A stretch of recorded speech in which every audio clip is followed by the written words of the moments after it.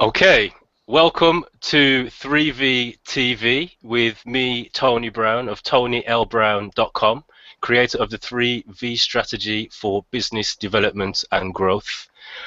What would you do if you got sacked from your job, if you got laid off, and you had no choice but to start a business? What would you do? Would you sit around and mope? Would you blame everyone? Well, my guest today, he went through that process. He got sacked from his job, and he basically took the step to learn a new trade and start his own business. And he's going to tell us his story today. So it's my pleasure and it's a privilege to welcome to the show today Nathan White of White Label Clothing. He's going to speak to us in a short while, but first I just want to welcome you to the show and thank you for joining us this evening. We usually go for around half an hour. We're here every Thursday from 8 o'clock. We may go a bit longer today because I know Nathan's got a story to tell and I really want you to hear this story. This is going to encourage you, it's going to inspire you. If you've ever wanted to start your own business, if you've ever wanted to just leave work and be your own boss, this story is going to inspire you. So you're going to want to stick around. Like I said, we usually run till about 8:30, but we may go long today. So if you've got any questions that you want to ask throughout the show, we want to hear from you because ultimately it's about you and we want you to get the most out of this show. So if you're watching this on the website on TonyLBrown.com/3VTV, you can post your questions. If you look at the bottom of the page, you'll see a box that says chat with us. You can click that link and you can ask us your questions live and direct on the show and we will do our best to answer them. If you're watching this in Google Hangouts, then you can use the question and answers box just to the left or right, whichever side. And again, you can post your question there and again, we will respond. And if you're watching this in the live YouTube stream, then the best thing to do is to probably just tweet us. Just send me a tweet at TonyLBrown3VS, and I'll try and monitor the live Twitter feed.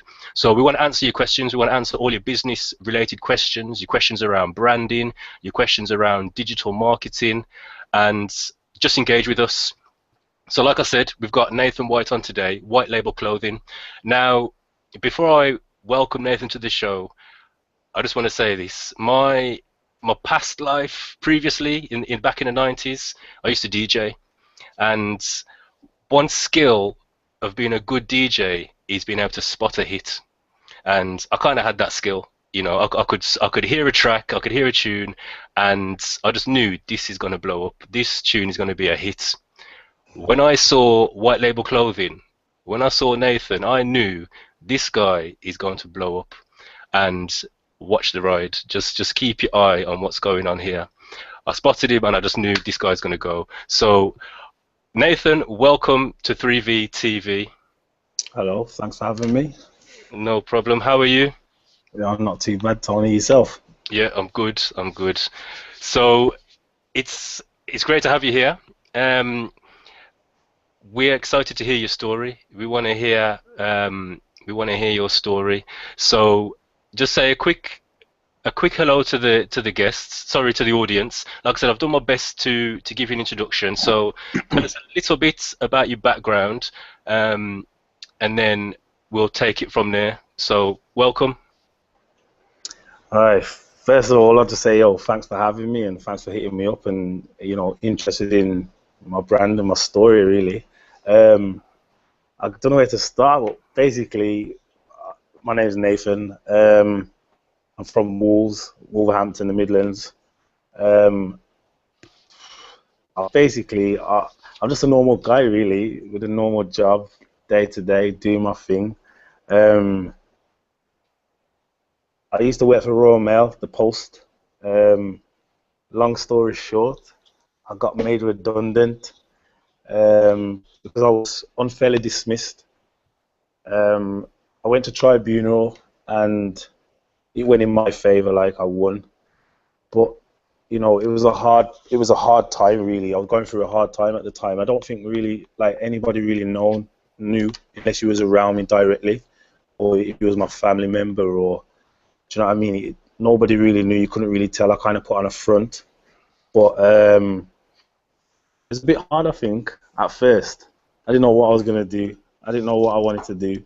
I've always been into fashion, and I didn't really think that it would come to this now. Like, I've always been into fashion. I never thought, oh, I'll do something out of it, or, you know, I've kind of been like into art and just the creative kind of things, really. I guess being in my job that I was in, I was never really allowed to explore that because I was just in the same routine every day, nothing creative. I was just collecting the mail all day, every day, in my local area. Yeah. I don't even know. Like, you want me to just like tell you the whole story from now? Right. I want you to take us back. So let's just bring the audience up to speed. So you used to work for Royal Mail previously. How far back was that? When was you working at Royal Mail? I haven't been working there for 3 years now. So I've Okay, been so self-employed for 3 years. But okay, so you've been in this for 3 years. So you basically you got laid off. You were sacked, and you're saying there was a tribunal. It was in your favour. You was unfairly dismissed. Um, but then through that process, you decided to make a transition to get into fashion and clothing. At what point did you make that decision, and what triggered it? I'll tell you that. I'll tell you what triggered it. Basically, I went on a little trip to IKEA. While I was suspended, I went to IKEA. Random thing, like I went to IKEA. I was walking around, and I just saw. I was with my partner at the time. I was with my partner, and I saw a sewing machine, and I just said, "Yo, do you reckon I should buy a sewing machine?" And just like I didn't think I wanted to do a clothing brand or anything. I just saw Yeah, a real cheap machine, and I thought, you know what, just give it a go. I'm bored at home, like why not? So I just bought this sewing machine. I got home with it, and I just tried sewing little things. Like, my first thing I sewed a pocket, like yeah, a shirt yeah, pocket kind of thing. Um, you know what? To be honest, that's where it started. It just yeah, started on there. yeah, Bought a cheap machine and thought, you know, I didn't know anything about fashion or anything about, you know, anything that involved, you know, the work ethic. I never knew anything to do with it. If you know me, you know that I was into my fashion, and I kind of like you said, to do with, you know, like with the records, the hit records, you know what's going to be a hit. And like with the clothes, without sounding, you know, big-headed or anything, like I kind yeah, of always like, I wouldn't even say the best fashion dresser, but I was just always like, you know, constantly elevating my fashion and changing, and, you know, I was kind of out there more than others. For a little example, like I kind of would say, like, I was kind of like out of mandem kind of thing. Like, I was the first person to wear skinny jeans. I was the yeah, first yeah. person to wear like pumps, Vans and stuff. And I used to get laughed at and stuff like that. People used to just like find it funny and say, you know, what are you wearing them skinny jeans for, man, and whatever. But I guess I've always been into the fashion thing, man, from the Yeah, start, like from the get-go. yeah, yeah. So, I mean, where you are now, 3 years down the line, there's obviously been a lot of learning for yourself, a lot of, learning the trade. I mean, for those that don't know about white label clothing, just tell us a little bit about your business itself and what it is, just to bring people up to speed. I'm conscious, people might not know about the brand, about the label, and about your process in making the clothes. So just bring us up to speed with what the brand is, what the your process for making those clothes. Okay, well, I'd say my brand is I'd probably say like it's a bit of a street style. Hmm. Um, but I guess I put in all aspects into it. Like the other day, somebody came up to me and said, "Yo, your brand looks like a skaters, like for BMXs and stuff." But Hmm. I guess it's out there for anybody really. But my brand in itself, like I started with just doing t-shirts, Okay. and it was just purely oversized t-shirts. Yeah. Um, I started with t-shirts, then I think I went to harems, like the low crotch joggers. Yeah. Yeah. Um, Basically, my brand's like it's a handmade brand really. Like I basically make everything myself. Um, Obviously, I have like staff and stuff like that that like I train up and I show what to do. And but basically, my brand is just that it's almost like a family brand as well. To be honest, like a lot of Yeah. my Yeah. family members, like work for me and help me out, and all pitch in and do their bit, I guess. Okay. Yeah, I don't know what else to put it under. Yeah, Like, yeah. I So don't I know. mean, so what you've just said to me is you you was working for Royal Mail. You got laid off. You went to IKEA. You bought a sewing machine. Did you go to college? Did you go to university? Did you take any night courses? How did you learn how to make clothes? Basically, when I bought the sewing machine, I didn't even know what to do, man. I just got a YouTube video up learning how to use a sewing machine. Like, Okay. I didn't even know Okay. wire it up. I didn't Yeah. even know how to thread the machine. I just I just thought, I'm gonna YouTube it, learn how to thread up the machine. I did that, and then I Yeah. just took it from there. I've just learned everything, and as I've gone along, it hasn't been totally easy. I ain't gonna lie. Yeah. I've gone from one mistake to another, and I've just kept learning from my mistakes as I've gone along. And obviously, where I am today, I think I've come a long way considering where I started. But you know what? You never seem to realize that, because I just think it's just me making clothes. Like, do you know what I mean? Yeah. Yeah. I mean, from the outside looking in, you in 3 years' time, you've obviously built a very strong, recognizable brand. And I think anyone hearing this story who hadn't heard this story before would be pretty shocked to know that you haven't been formally trained, you haven't gone and studied, you've basically self-taught yourself how to become a tailor. That's kind of what I'm seeing.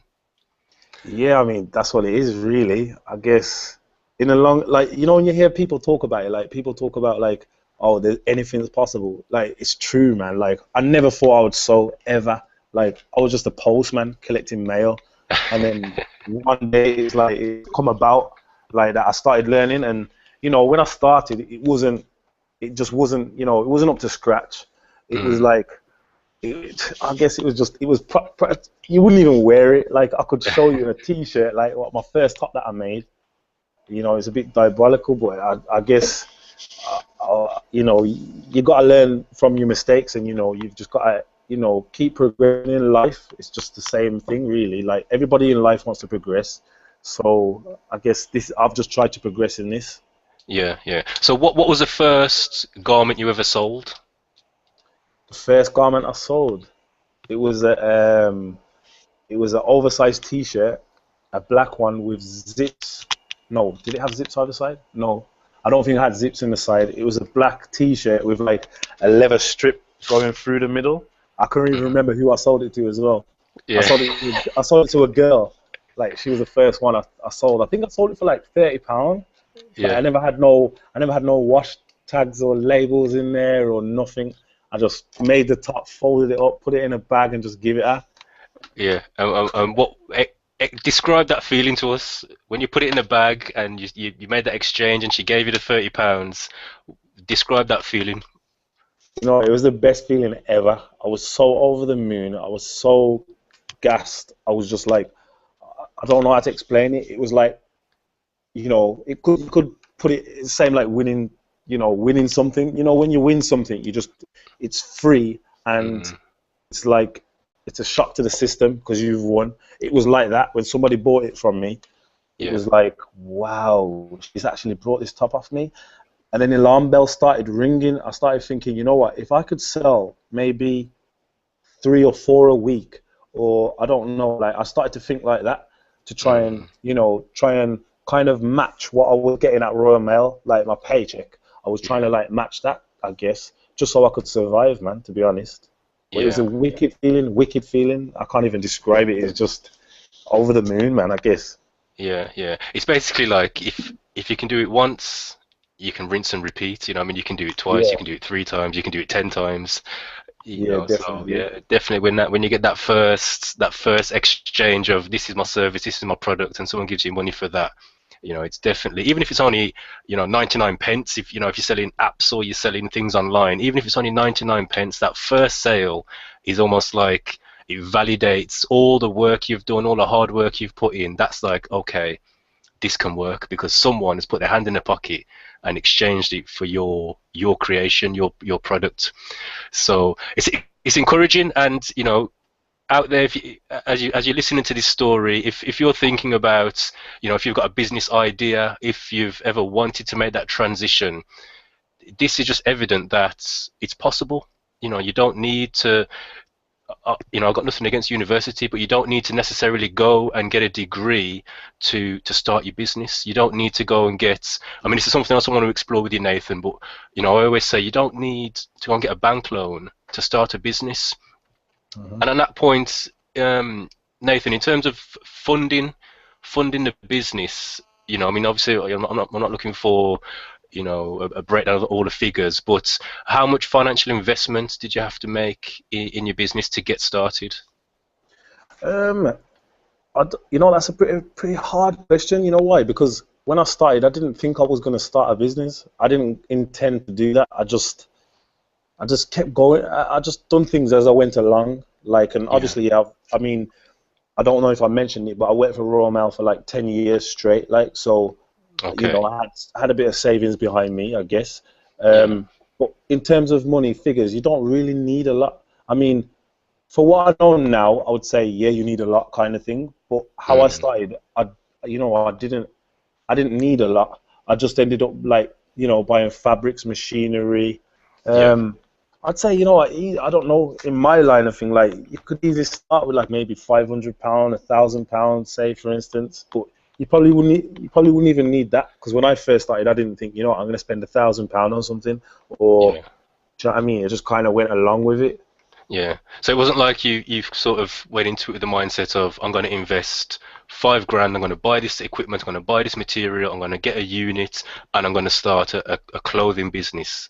It was more sort of bit by bit. Okay, I'll spend, like you said, 100 and something pound on the sewing machine, get some fabrics, and just you sort of built it up with what you had at the time. Is that Yeah, what you're that's saying? exactly what I've done. I mean, I think at the time I'm not very like. I probably now I'm getting a bit more business minded. I wouldn't say, I'm totally business minded. I'm the best businessman of the year and all that. Yeah. But like when I first started, I didn't have a clue about business, so I never really, I never like had a plan, so to speak. Like you Yeah. said, I just kept going. I kept going, and I just didn't want to give up. That's all I knew at the time. Is like I don't want to give up. I just want to keep going and trying to make it work. I felt like I had to. Yeah, yeah, and obviously, you've done that. You've built this brand. It's very recognizable. It seems from the outside looking in, it seems established, and you've done a good job at that. And I think people need to hear these type of stories because you go in Next or you go in certain Diffusion or whatever, and you see these clothing labels, and they're coming from Italy, they're coming from these high value $1 million brands. You've built something more or less from nothing. You had an idea, you had a vision, you proved it was viable. You made that transaction, you sold that first garment, you proved it was viable, and you've just scaled it. And I think you know, for someone on the outside looking in to hear that, I know for me, I would be encouraged to say, what, I'm going to get up and I'm going to try, I'm going to make this happen. And I think, again, in terms of the finances as well, a lot of people, when I speak to people about starting up a business, etc., one of the first things they say in terms of the barrier or the reason why they haven't started is a lack of money. Oh, I ain't got no money. I need some money.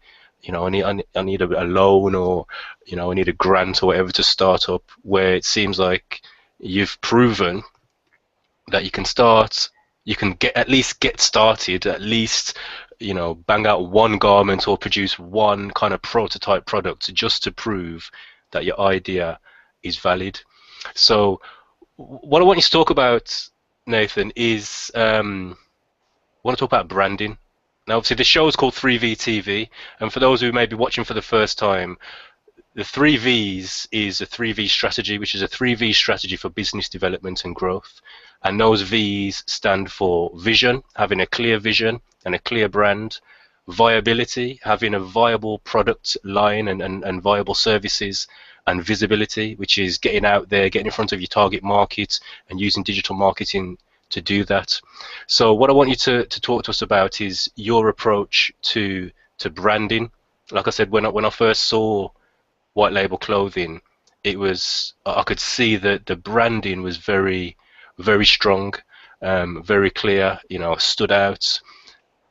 what's your approach to branding? Is it as strategic as it looks from the outside, or is it just you just got that knack? You know, to talk to us about your approach to branding.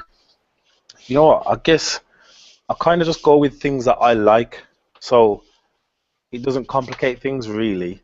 Like I don't tend to think I want to do this because I think they might like it. I don't do that. I just do things because I know I like it, and Yeah, I automatically think if I'm going to enjoy it, then that's the main priority.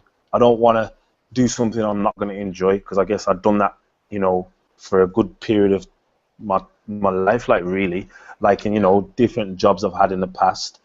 But I guess it's down to just anything I enjoy or like. I just tend to think, you know what, I enjoy that, I like that. Let's just use that. Like just a plain example now, a little example. Like, I mean, I've not recently like took up BMXing. Like, so I enjoy riding BMXs and riding my bike. yeah, yeah, So I kind of like incorporated that in what I'm doing. So like, I've met up with like professional BMXers and trying to do some things with them, and I'm just trying to like get my brand out there to them people so they can see it, because that's what I enjoy doing as well now. yeah. I think branding comes along, I wouldn't recommend anybody to do any form of branding if you don't like it. Like, you can't really like, you've got to do something you enjoy, man. And Mm. that's how I go about branding. It's simple as that. If I enjoy it, I'm gonna do it. Yeah, yeah. So have you got like, is there a strategy behind your approach to your brand? Is there like I don't know, a vision statement or a mission statement that says, this is what White Label Clothing stands for? Um, because it's consistent. When I look at if you go on your Instagram, for example, it's consistent throughout. There's a lot of consistency there. Um, Again, with the clothing you put out, it's very clear that there's no doubt about it. This is a white label clothing garment. So, like I said, is there a strategy behind that? Um, I don't think so, to be honest. Like, if I'm deadly honest with you, nah, I just do anything I like. I just make things I want to wear, and I make things that I want to wear, and I then put it on the public, and the public seem to like it too. So I Yeah, guess that's my strategy. My strategy is to do things that I want to see, I want to wear, and in a sense, hope that the public like it too. yeah, yeah. So how do you test the waters then? So let's say you've got an idea for a garment, you've got an idea for a new kind of, you're going to put a new line out or whatever. How do you test the waters with the target market? Uh, how do I test the waters? Basically, I'll like I could either like put it on somebody, as in like maybe like a celebrity icon, somebody who's out there, somebody who's in the public eye, or just simply, even if I don't do that, I'd simply use my own Instagram. I'd Yeah, get a few models, shoot it, and see the response back from people. Like, half the time, people might say, some of my things always say coming soon or something, but yeah. that's to do with it. It's like, I'll put it's coming soon simply because I want to get people's reaction and see what they think of it first. Okay, yeah, yeah. Okay, so you'll basically post that out there and see what the response. So you'll use Instagram, you'll use social media, make a garment, post a picture, put some shots out, and see what the feedback is. And if you begin to get good feedback, then you'll launch it. Definitely. But another thing to that, though, one side to that is, say for instance, I use a model, I don't know, just any form of model, and they're wearing the garment. It kind of portrays a different look sometimes. So if I Okay. was to put it in a different model, it gives a whole total different look, but still a white label feel. If you understand what I'm saying. Yeah, So yeah. I test the waters with a model first or whatever, and then I'll probably put it out there with a different model, and I seem to get a different response. So testing the waters that's a good way of getting it out there. To be fair. Yeah, yeah. Okay. I just want to remind viewers, if you have got any questions for Nathan, or if you've got any business related questions, business branding, digital marketing. Again, if you're watching this in Google Hangouts, you can use the question and answers box on the right-hand side. Shoot us your questions and we'll answer them live and direct on the show. If you're watching this on the website on TonyLBrown.com, then there's a question, there's a little box at the bottom, a little red box. If you click that, it should say chat, start chat. Again, we'll respond to your questions and we'll engage live on the show. So if you've just joined us, we've got Nathan White on today from White Label Clothing. Again, he's got an amazing story from being laid off from work. He was fired from his job. He taught himself how to make clothes, and he's basically built an established clothing company, and he's built a very strong brand. So I've got a few questions for you, Nathan. One of them is about your creative process. Again, when you look at your garments, when you look at the photos you put out and your Instagram, etc., there's a look and a feel. So I'm interested to know what's your creative process. Okay. That's a tricky one. Basically, like, say for instance, I'll see just say like someone like Kanye West or something like that, yeah. So like you see him on stage and that, yeah, and you think, you know what, sometimes he looks good like in what he's wearing, but if you was to look into what he's wearing something like Da Vinci, or he's wearing something big designer make. And I mean, before I started, I used to always want oversized tops. I just couldn't find them in the UK. I basically, like, when I did find out what kind of tops the oversized were doing, it was like Da Vinci, like 300, 400 pound t-shirts and stuff, and I was just like, you know what, I'm not spending that much on a t-shirt, right? How can I get that cheaper, kind of thing? And then it just come about that, try and make it myself, because I did try and look around for like oversized clothing and that, and the best I could come up with was like, say, like his clothes or something. And I didn't particularly want to walk out on the street with like ladies' garms and people saying, "Oh, we're wearing a woman's top," or whatever. So then my thought pattern for that is like, if I go and source fabrics and stuff, I source the fabrics, and I just see things I really like, and I just think, you know what, I like that fabric, and then it doesn't really hit me there and then. I just go off my instincts and think, you know, I like that, so I'm just gonna get that. Get a roll of some fabrics or whatever. I'll bring it back to the studio, and then, the magic starts, really, I guess. So, I mean, I'm no designer myself. I've never really done fashion design or anything like that. But do you, in terms of the general sort of fashion design process, would be, you'd get an idea, you'd sketch it, you'd maybe cut out a test pattern and look at different color palettes and patterns, etc. Do you follow that same kind of process? Do you go down a route of sketching, etc.? What's the process after you've had that initial spark of inspiration? Okay, I'll be totally honest with you. I don't sketch anything. I never did that because I didn't know what I was doing. I didn't know that that's the process. Do you know what I'm saying? Like, I said from the start, I kind of just landed in it. Like, I didn't know what I was doing. I didn't have a clue. So I never used to sketch things. I mean, now, like, I sometimes doodle and sketch things sometimes, but it's not a definite. Like, I think I have to draw it first, but I will do it. And like, when it comes to like, I do mood boards and stuff like that. I'll get fabrics and colors and put them together and stuff. Just to get the feel of the colors and that. But on a whole, I'd say nah, because my whole process thought, like, I wasn't taught how to do fashion, so I'd say nah. I don't really like overall. That's not me. Nah. Yeah, I think a lot of people would be surprised. Looking at the lines you put out, looking at the style, etc. I think they'd be quite surprised hearing your story now that your approach is quite unconventional. Do you think that it's that unconventional approach that makes White Label what it is? Definitely. I don't tend to go down the same routes as everybody else. I tend to just, in a sense, do my own thing and not hope that it works. I don't really hope that it works. I know it's gonna work. You get me? It's like Yeah, you gotta have a lot of self-belief as well. So like I believe in my brand, I believe in my products that I do. So I guess if people notice that I do, they're gonna also start to believe in it. Do you know what I'm trying to say? yeah, yeah. So on that point about, you mentioned about believing in your brand, believing in yourself, and just moving with that.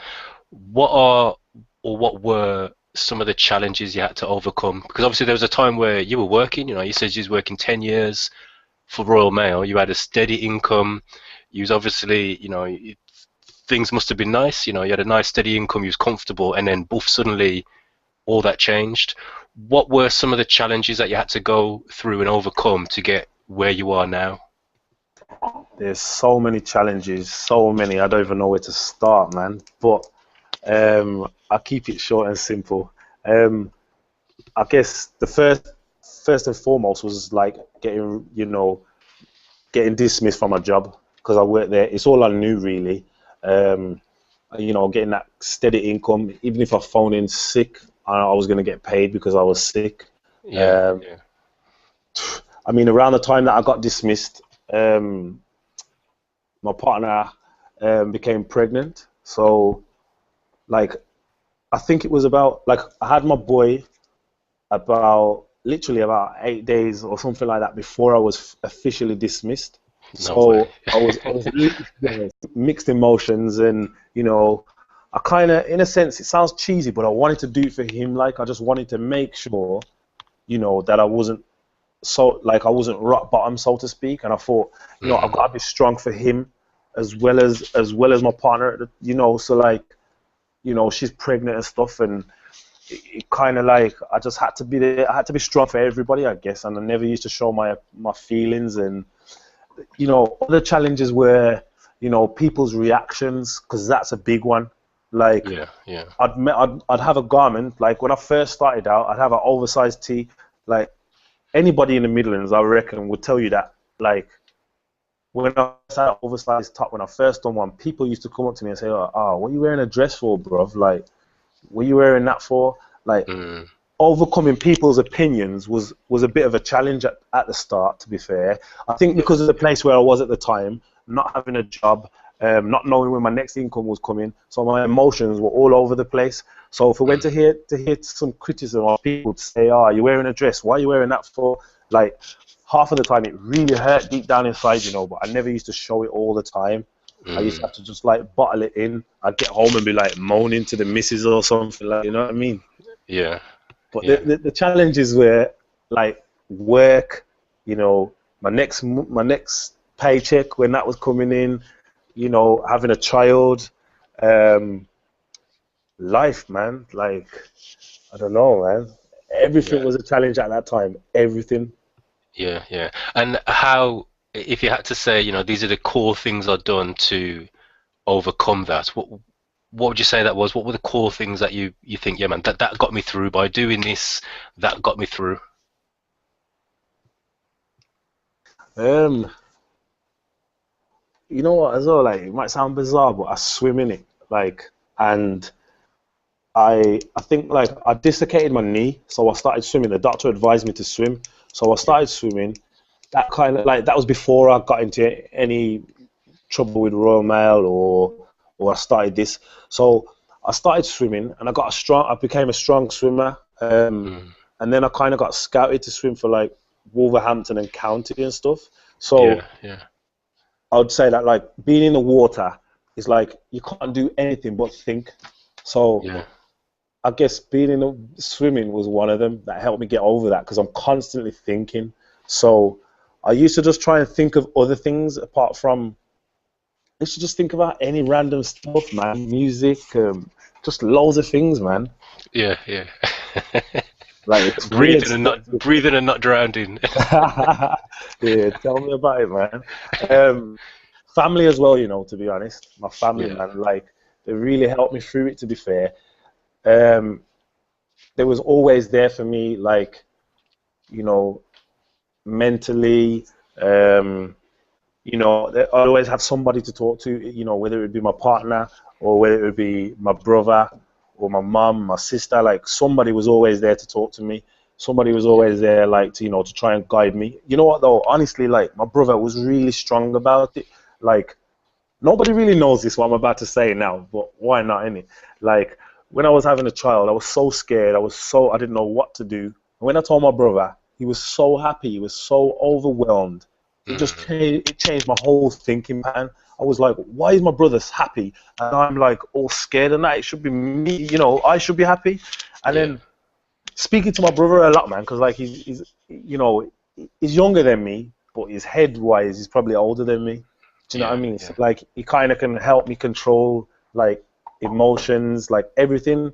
He's just got his head screwed on a bit more than me, to be fair. So my brother helped me, swimming helped me, my family, and you know what, like just going out with friends and stuff, just socializing, trying to do things to keep my mind off things, I guess.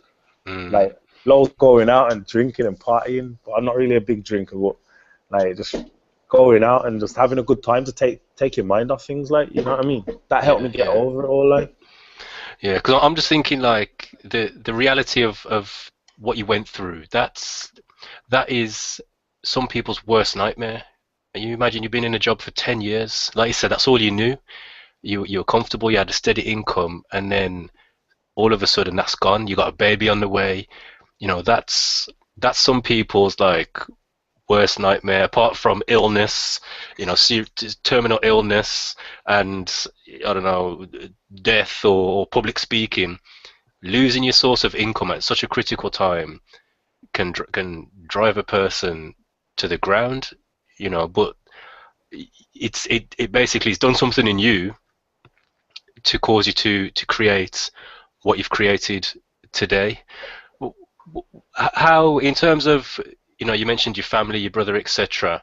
How important was it for them to be on side and to support you? Because I mean, you hear stories about, never have mixed family and business. It's difficult to kind of work with family members, etc. What was that like in your case? Don't get it twisted, it's hard, man. Like you have your ups and downs in it, and like, you have your little falls out, and you tend to like take it personal, I guess. But in the long run, they know I love them, and my interest is, you know, their interest, my interest is always for the best, regardless of whether we don't get on or not, or we come to Yeah. some dispute, or, I mean, it's really important that you got family around you because, they were there from the start and they'll be Mm. there at the end. Do you know what I'm trying to say? Yeah. So it's important, man. But it's been hard though. Like, I mean, we've had ups and downs, with, like, little family rows and stuff like that. But you get over it, innit? Like my brother, is my sister. You know what I mean? You just get over it. Yeah. Yeah. Whereas if So if it was a stranger, a total stranger, I guess you tend to like you don't want to speak to that person again. Like it's a bit funny, but it's just unconditional with your family in it. So yeah, yeah. So just going back to the business side of it, then you mentioned you've got people who help you now, people who you hire, etc. What's your process for hiring people? What's your process for vetting who you have in the business and who you work alongside? What process do you follow to do that? okay, well, as a little example, like in the past, I've like when I've come to hire people, like I've just I give them a little interview kind of thing, let them speak about their self. I mean, I don't tend to dwell on that because that you know a person is a person at the end of the day. You could be like a total just an idiot, like I don't know, but you're really good at your job. Yeah, So you know what I mean? Like it yeah, varies. I mean, I've had people where, like I've had one lady that like came to like for an interview, like, and I didn't get no. I got some weird vibe from her, man. Like it was really mm, weird. Like so, but I just went along with it anyway. I thought, what, I can't just judge somebody by just the vibe I'm getting. So I kind of like I gave her some work, and I I had a bit of problems and it went pear shaped. But I should yeah, have went with my instinct. I should have went with my instinct really. But I don't. I just give people a chance. I give them say a pattern, or for those that don't know what a pattern is, it's basically the garments, but all cut into patterns before it's put together. So I'd give them a pattern to make, and I would also give them a sample of what they're making, and I'd basically expect it back in the same condition as what I've made, or if not better. So that's kind of the way how I do it, really. Like, if it comes back to me and it's really good, you got a job, innit? Like, but if it's not, I'd have to just like break them off slightly, like, and just say, you know what, it's not what we're looking for at the moment, or And what about working with trainees, apprentices, young people, etc.? Is that something is that sort of an approach you take? Is that something you offer? I've been thinking about that over these last few weeks, months, I'd say, but it's kind of hard because I would like an apprentice, someone I can pass the knowledge on to, somebody who's going to be able to listen, and somebody who's going to be able to do, exactly what I do.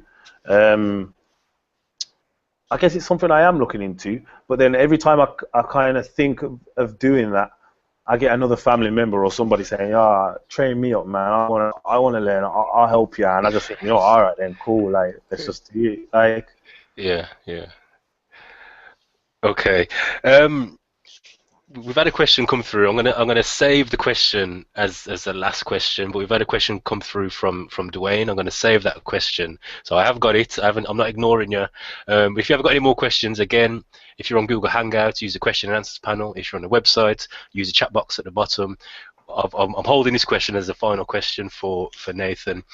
One thing I want to know is, what would you say your biggest success to date has been in terms of your business and the brand? What has been your biggest success to date? I don't know. That's crazy. I don't know, man. Like, I think asking somebody else is probably the best thing to do, because like, I guess I'm just a bit too, like, that's the word, modest to it. Like, I guess, you're being humble. Yeah, man. I don't know, man. I don't know what to say. But to be honest, like, it's just the whole process is like, is a big achievement, because, I was at home, started making things in my bedroom, and now, like, I got my own studio. I have people that work for me.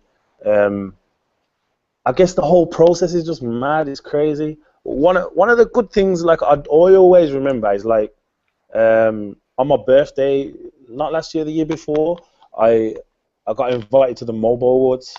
That was one of the, like, the little highlights, I guess.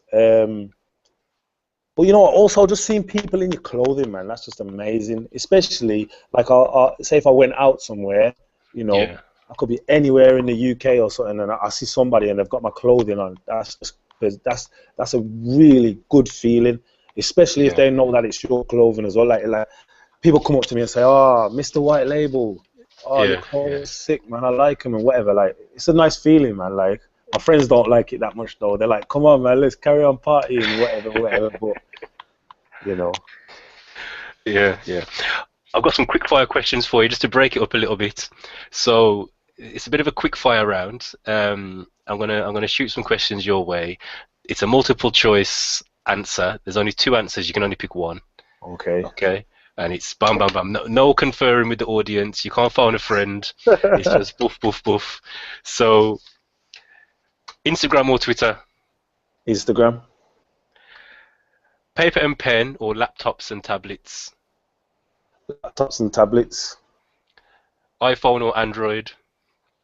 Oh, that was hard, My upgrade's due, and I don't know which one to get. iPhone, Android. You have to pick. Android. Okay. Quiet night in or big night out? Quiet in. Okay. Facebook or Google Plus? I think I know the answer. Google Plus. If people knew what we went through to make this happen today. It almost never happened, guys. I'm telling you, this almost never happened. At one point, it was like 7:40, 7:56, and I was like, I need to get this man on the Hangouts. Okay. Steve Jobs or Bill Gates? Bill Gates. Okay. Work from home or in the office? In the office. Okay. Audio book or paper based?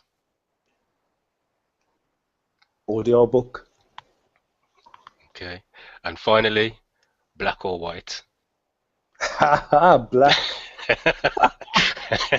Yo, I'm blacked out, man. Yeah, man. Same here, man. I was gonna say I'm competing with you. I'm starting my own label. This is called Black Label.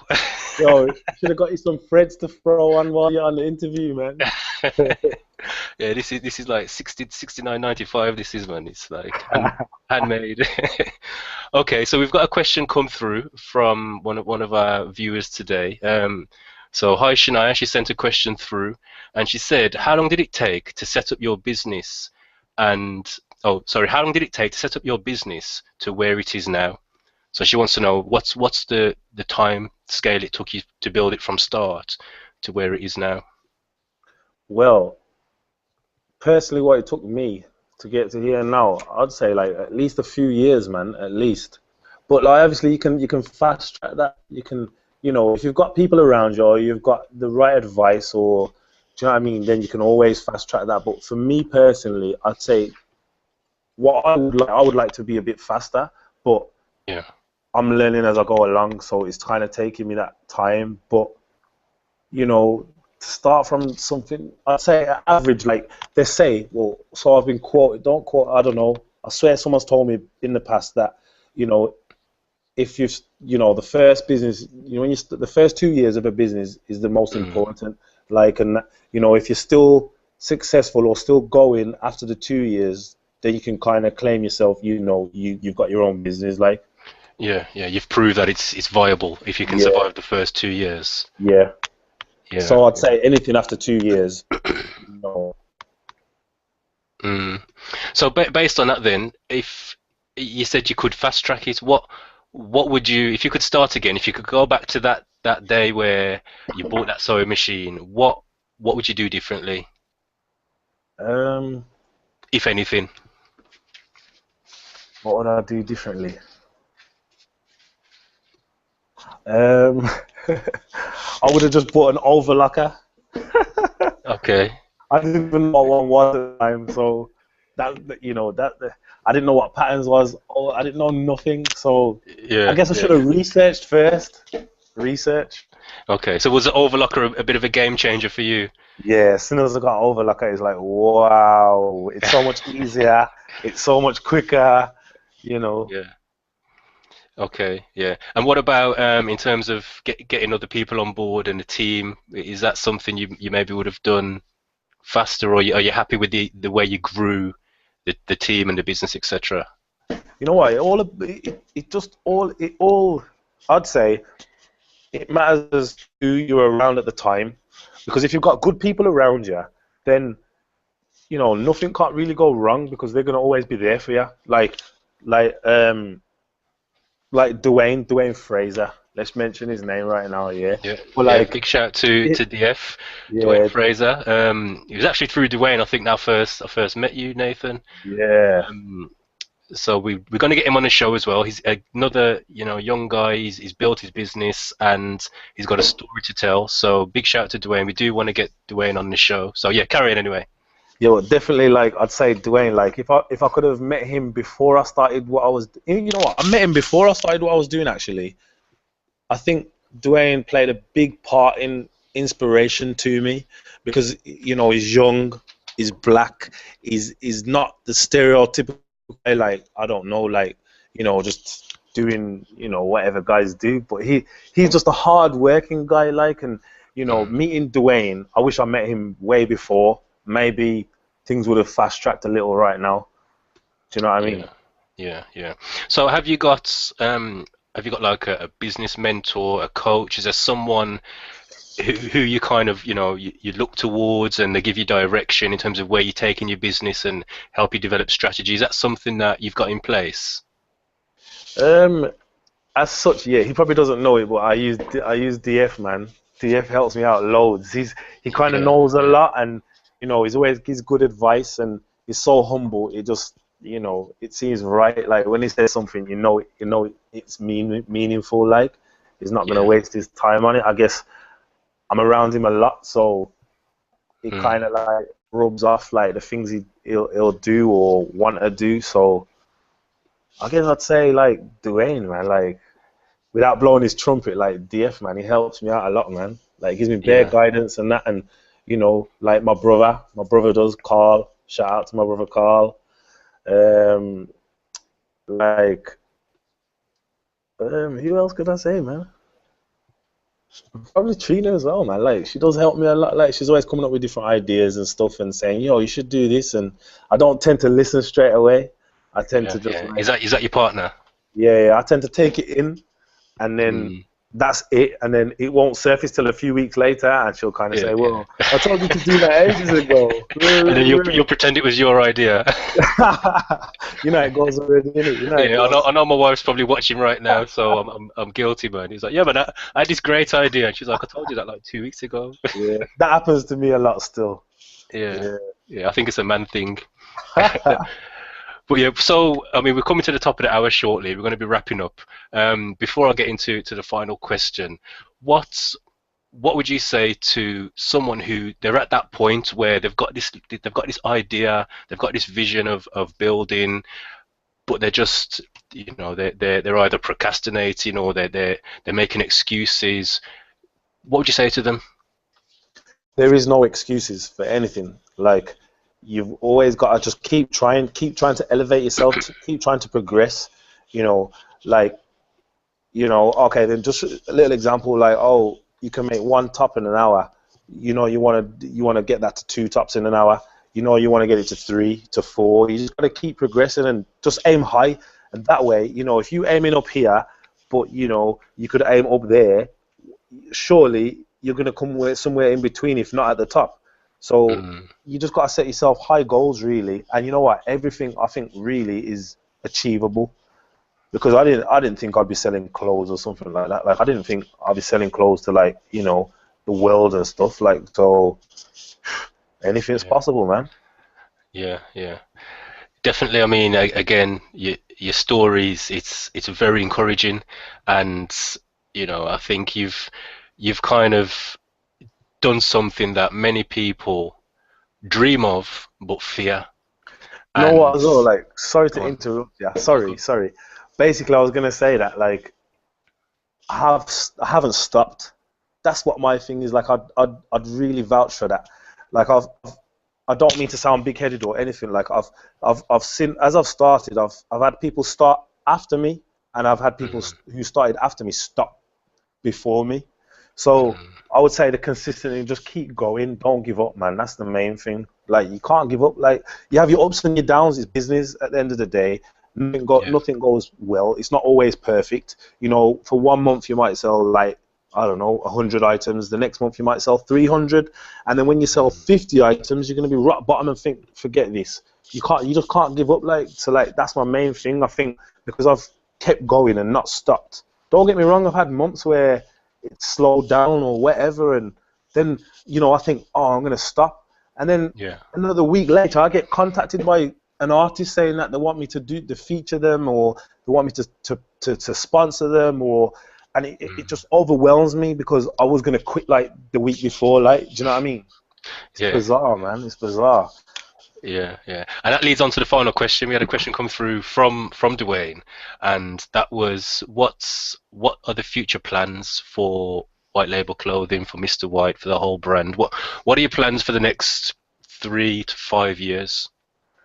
Well, if you want to jump before you jump to that far, let me just say that I'm What are you doing a doing fashion tomorrow? show. No, not tomorrow. Not tomorrow. I'm doing a fashion show. It's going to be in Wolverhampton because obviously it's my where I'm from. So we're doing a fashion show. It's on the 26th of April, I believe, Sunday at Yates's, 5 Yeah. o'clock. There's going to be DJs. There's going to be entertainment. So, hopefully give a lot to the community by, putting shows on. I think it's only going to be about £5 entry, maybe £4, something like that. But we're going to do a fashion show.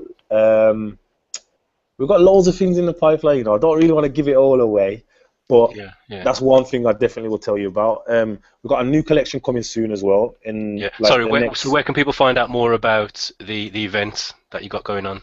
the event that I've got going on. It's going to be posted on all the social media sites, so you'll see it Okay, on so if I just jump on your Instagram or yeah. wherever. Our Okay. Instagram is White Label Clothing. It's all one word. Um, the It's website actually is just it's just behind you. oh, It's actually yeah. Instagram, White Label Clothing, one word, and www.mrwhitelabel.com. That's the website. Also, I'm on Facebook. You'll find a link through there. Twitter, Mr. White Label. We'll just keep announcing things and keeping up to date, keeping people up to date on the social media sites, I guess. yeah, And yeah. And in terms of the there's going brand, to be where do you flyering want as to well. see? Go on, sorry, go on. So I was just going to say that I think they're going to be doing flyering as well. So like everybody will be Okay. up to date with it, I guess.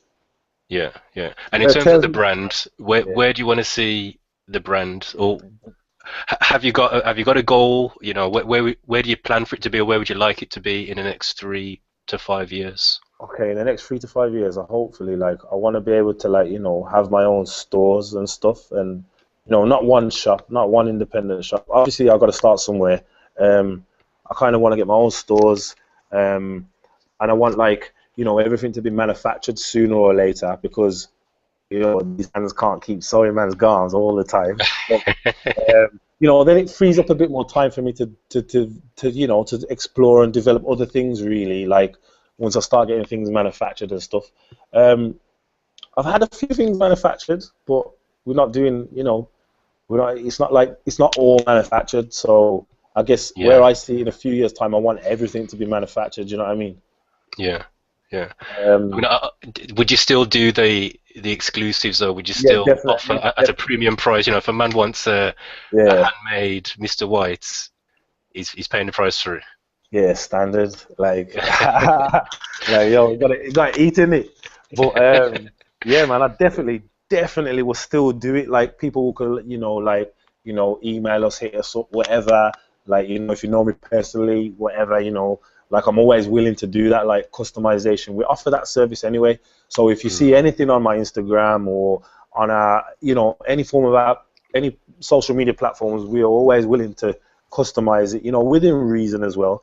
But mm, that's always going to be an option available as well, to be fair. Like even when I do get it manufactured totally, it won't totally because like I'll still be customizing things and mm.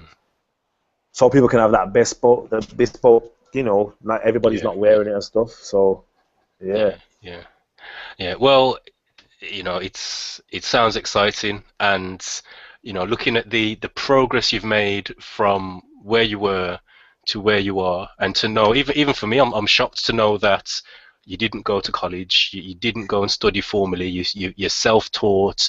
There's no real kind of written strategy in terms of how you're building the brand.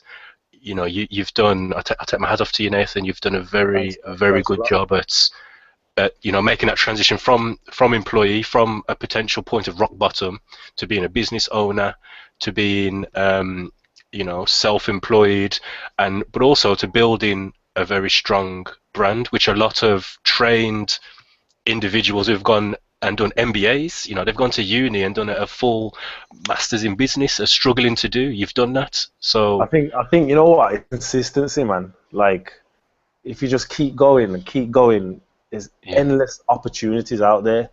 I yeah. don't want to sound too dramatic or whatever.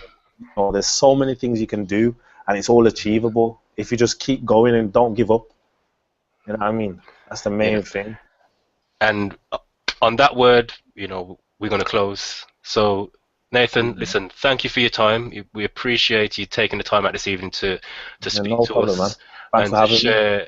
to share some insights. You've been very open. You've shared your whole process. You shared a lot of things. And if you've enjoyed the show, then what I would say is, this will be live. This will be posted on YouTube. You can get the replay, share it. If you know someone who would be encouraged by Nathan's story, if you know someone who is potentially maybe at risk of redundancy, or just at that point where they want to leave their job and they need some motivation and they need to hear a real life story, then share this with them.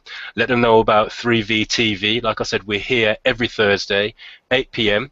We usually run for an hour. We ain't going nowhere, and it's all about giving you practical advice, tips, real life stories of business, branding, digital marketing, and making that transition from employee to self-employed business owner. If you want to know more, go over to tonylbrown.com. Also, if you haven't already done so, sign up for the newsletter and you'll get regular updates about, like I said, business, branding, digital marketing. You'll also get my free ebook, 7 steps to help you prepare to leave work and start your own business. It's absolutely free, very clear steps you can take right now. So sign up for that. That's at tonylbrown.com. If you want to go direct, just put /my free guide. So thank you, and I will see you again next week. All the best and take care.